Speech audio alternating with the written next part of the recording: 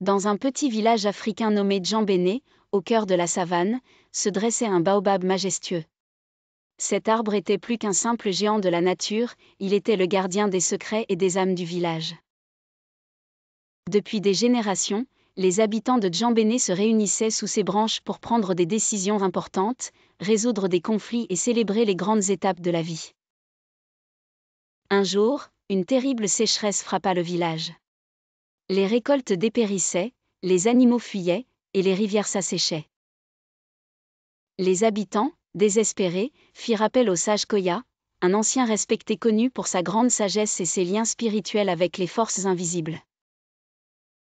Koya convoqua une assemblée sous le baobab et déclara : « Le baobab détient la réponse à notre problème, mais son aide a un prix. Il demande qu'un jeune du village, pur et courageux, parte en quête de l'eau sacrée des montagnes de Tombilé, au-delà des terres inconnues. Qui est prêt à relever ce défi ?» Un silence lourd tomba sur l'assemblée. La mission était périlleuse, car Tombilé était un territoire interdit, peuplé de créatures redoutées et de mystères.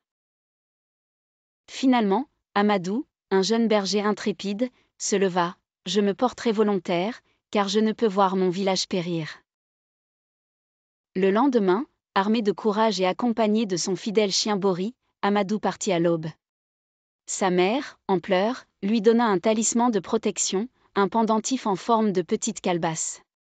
« Que ce talisman te guide et te protège, mon fils. » La quête Amadou marcha pendant des jours à travers des plaines arides, des forêts sombres et des collines rocheuses.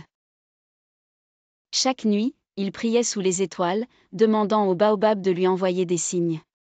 Un soir, alors qu'il campait près d'un rocher, une vieille femme apparut, courbée sous le poids d'un fagot de bois. « Aide-moi, jeune homme » demanda-t-elle d'une voix tremblante. Sans hésiter, Amadou se précipita pour porter son fardeau.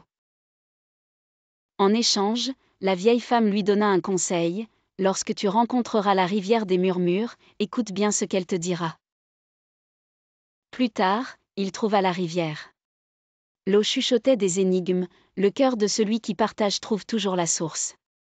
Intrigué, Amadou continua sa route. En chemin, il croisa un lion blessé, piégé dans des lianes. Bien qu'apeuré, il s'approcha et libéra l'animal. Le lion, reconnaissant, lui offrit un saphir bleu arraché de sa crinière, en disant : « Lorsque tout semblera perdu, ce saphir te montrera la voie. »